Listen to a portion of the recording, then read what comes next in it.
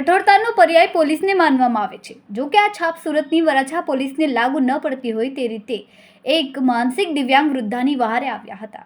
રિક્ષામાં ઉતર્યા બાદ રસ્તા પર પડી ગયેલા વૃદ્ધાને સ્વસ્થ થયા બાદ ડાયરી અને જે તે બોલતા તેના આધારે PCR વાનમાં બેસાડીને લઈ જવામાં આવ્યા હતા, જેથી હાજર સૌ કોઈએ પોલીસની કામગીરીની સરાહના કરી હતી। જૂના શહેરમાંથી વૃદ્ધા રિક્ષામાં બેસીને મોહનની ચાલ તરફ જવા માટે નીકળ્યા હતા।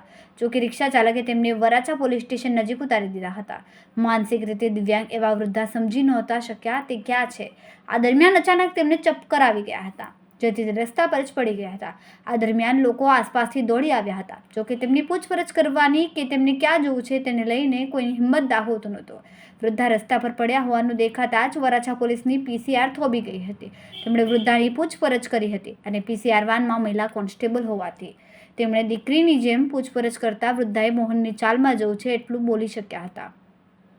આથી પોલીસની PCR વાન તેમને લઈ ત્યાં જવા નીકળી હતી। વૃદ્ધાને પોસ્ટ ઓફિસ જવું હતું, તેથી તેમની પાસેથી એક ડાયરી પણ મળી આવી હતી। પોલીસે તેમને પહોંચાડ્યા હોવાથી વૃદ્ધાએ આશીર્વાદ આપતા આભારની લાગણી વ્યક્ત કરી હતી।